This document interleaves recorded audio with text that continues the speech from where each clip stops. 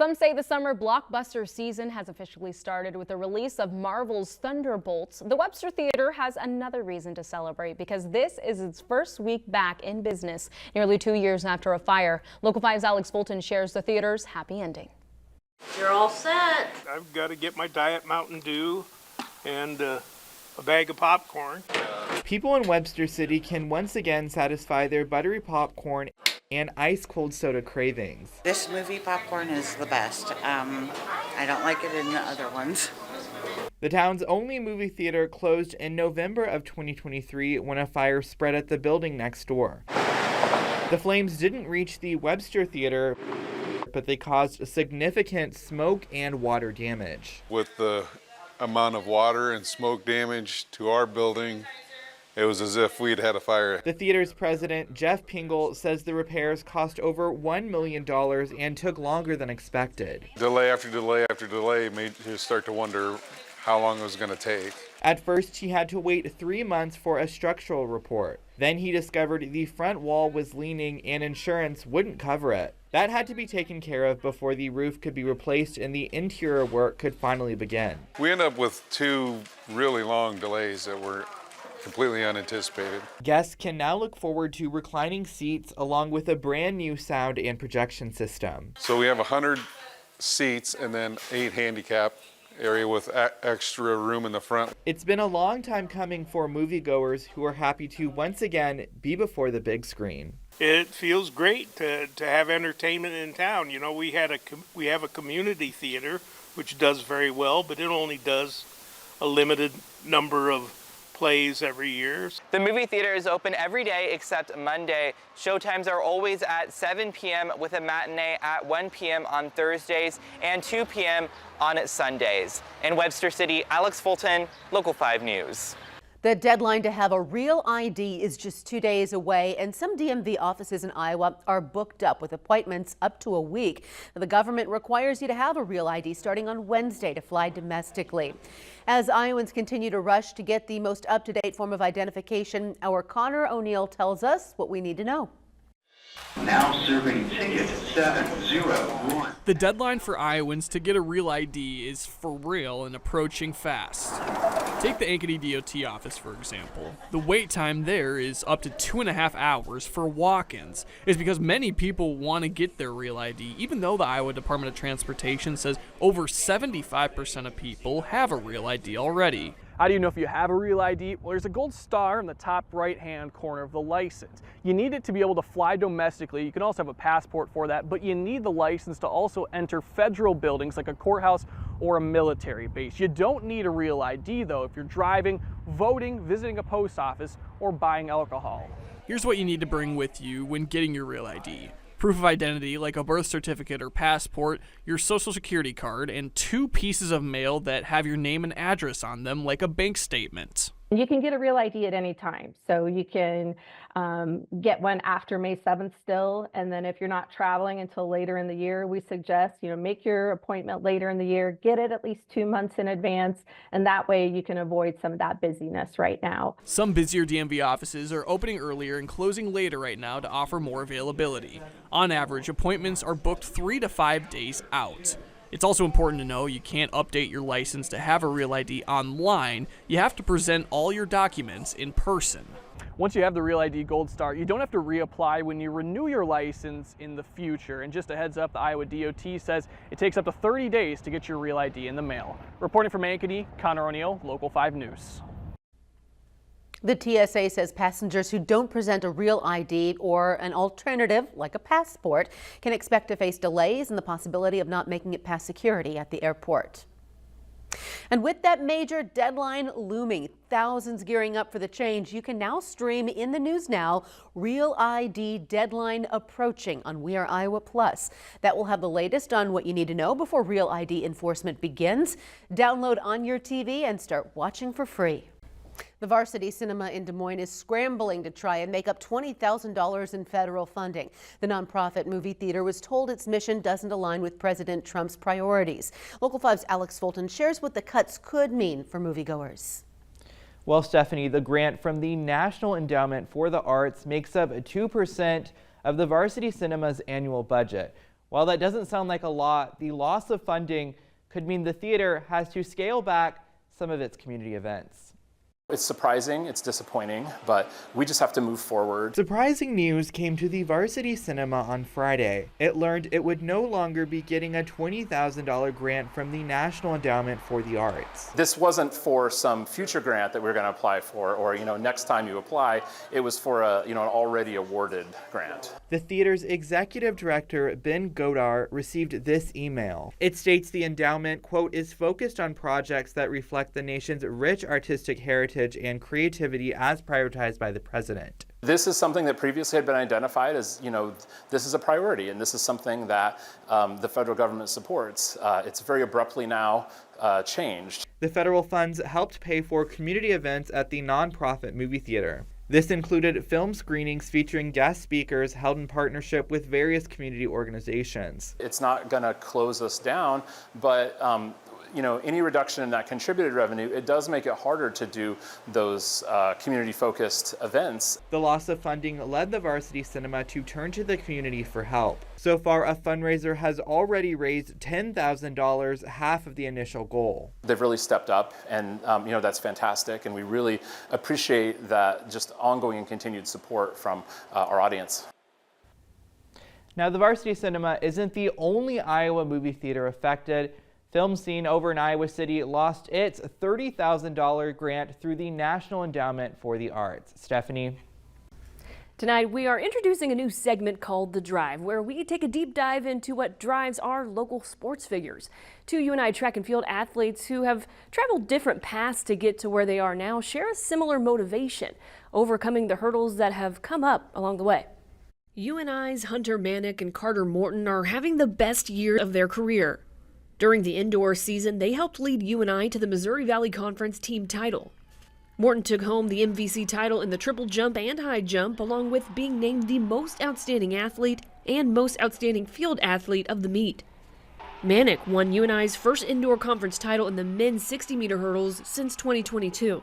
Definitely this year has been my most successful year if you look at the times and what I've kind of been able to achieve. But I think it's just kind of what I've done the last 3 or 4 years, just kind of building up to this moment. Manick wasn't recruited at all coming out of high school at North Polk.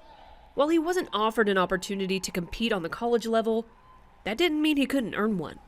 I came to practice and was essentially evaluated over the course of, what would that been, like 5 months probably, and then I remember asking Smith, probably it would have been probably October. I was still practicing, so I didn't get kicked off the team yet. And I was like, well, am I even on the team? And he goes, I don't know, man. I don't really know yet. But if you keep doing what you're doing, you'll probably make the team. Manick made the team and improved each year. Even though his success wasn't immediate, that's what's made each accomplishment more meaningful. You run a time or you win a race and you just kind of reflect back on little freshman me would have paid money to be in the place I am now. So to kind of take a step back and see my goals my freshman year were way undershot of what I'm achieving now. Meanwhile, his teammate Carter Morton has also gained a deeper appreciation for his success this year. After a promising season in 2023, an injury caused him to miss the entire 2024 season. Not being able to do the things that I could do, I think that helped me become better into this year, and I think that's why I made a big jump from last year to this year, especially indoor season, not making nationals and then placing top 8 and becoming a first-team All-American. His road to recovery wasn't easy, but leaning on his faith and strong support system helped him pick up right where he left off. It was a lot, but I try to keep my head up and just know that God's got a plan for me. I kind of use my faith, and the closer I was with God, I feel like the better I was mentally, and I think that's what helped me the most, and just being with my family and having my teammates and coaches behind me. Morton and Manick have overcome several hurdles on and off the track, but with each one they cleared came a valuable lesson in resilience. New tonight, you are now seeing footage of the moment a tobacco shop on Easton Boulevard says it was robbed. A local tobacco chain now says both of their Des Moines locations have been robbed in the last 3 days. Police are now searching for a suspect seen on camera stealing money and leaving the scene. The manager of Iowa Clouds Tobacco spoke with our Megan McPherson about what happened. Just after 6 a.m. Tuesday, a male suspect entered the Iowa Clouds Tobacco Shop on Easton Boulevard in Des Moines. This surveillance footage, provided by the store manager, shows a male wearing a black hood and a brown hat. The suspect pulls out a gun and demands money from the employee, who hands over around $200 in cash. He's then seen putting the gun back in his bag and exiting the store. Police say the suspect's getaway driver was waiting across the street on an ATV. He then hops on and leaves the scene.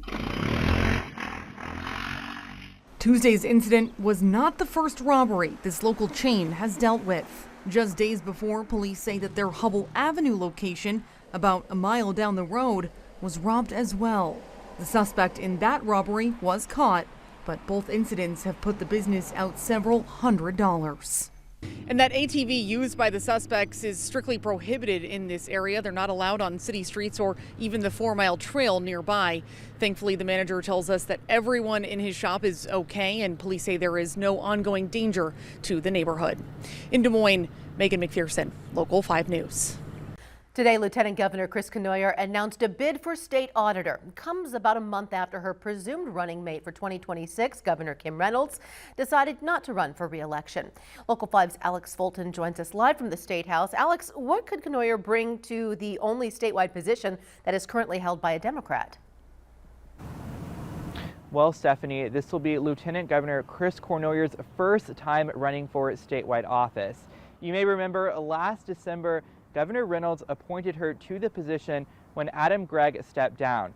That came after Cournoyer spent 6 years serving in the state Senate.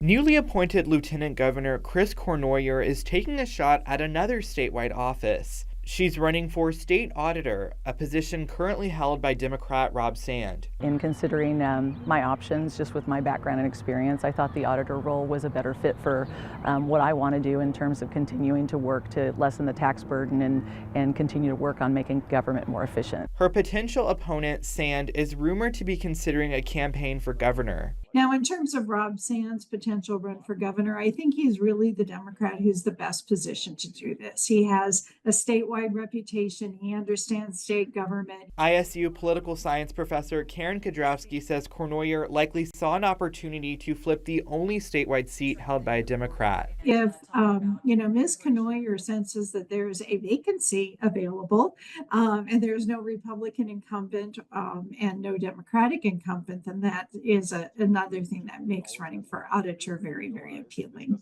In a statement to Local 5, a campaign spokesperson did not specify which position Sand will be running for next year. The statement said, quote, Auditor Sand is proud of creating a tripartisan leadership team that has always included people who contributed to his 2018 opponent, the government efficiency program they created, and the fact that they uncovered a record amount of misspent money in his first term before Senator Cournoyer and others created a new law that gutted their ability to find misspent money. If elected, Cournoyer promises to pull from her technology background to use AI to identify government waste. It's really exciting to me to continue to look for ways that we can utilize technology to make government more efficient so that we can continue to not only sustain the tax cuts, but continue to lessen the tax burden on everyday Iowans.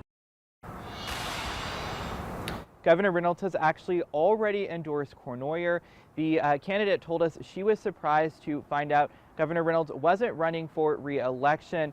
The governor recommended she make sure Iowans know about her background in technology and passion for public service. Reporting live from the State House, Alex Fulton, Local 5 News.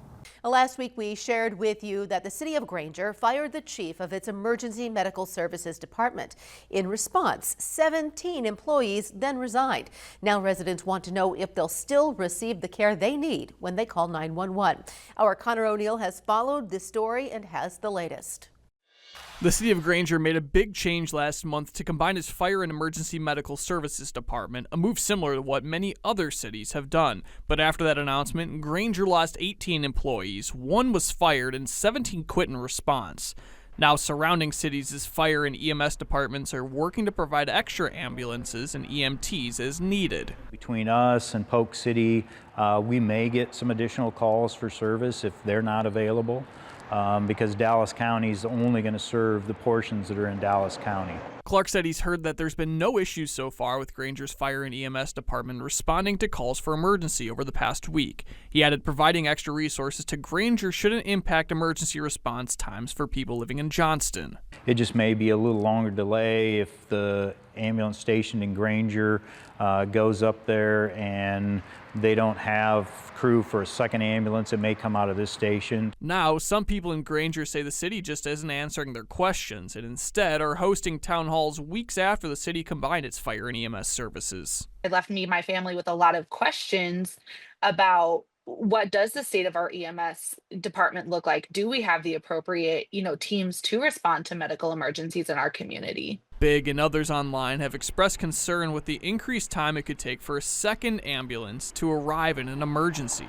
A difference of 15 to 30 minutes is a huge, huge liability for people who are experiencing real emergencies. Reporting from Johnston, Connor O'Neill, Local 5 News.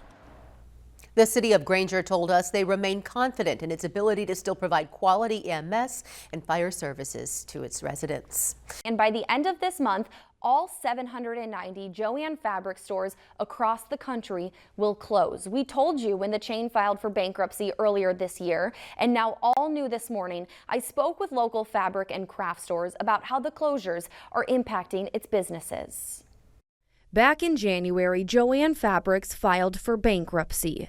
It's the second time declaring bankruptcy in less than 12 months. And with at least 2 Iowa locations closing, it has left avid crafters scrambling. I think we're seeing quite a large impact of Jo-Ann's closing. We have, customers would go to Jo-Ann's to find inexpensive, if they didn't know what they were doing, they would go there just to get started.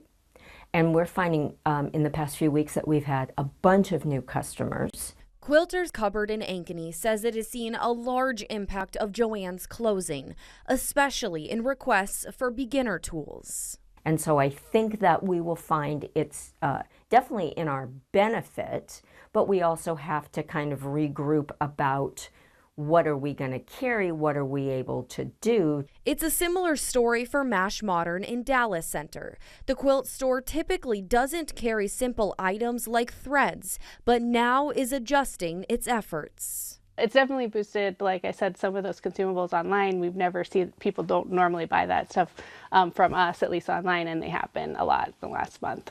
Mash Modern says it plans to buy more products, but if there is a specific product customers don't see, they can adjust and order whatever is needed, especially as the store works to fill the gap between beginners and more experienced crafters.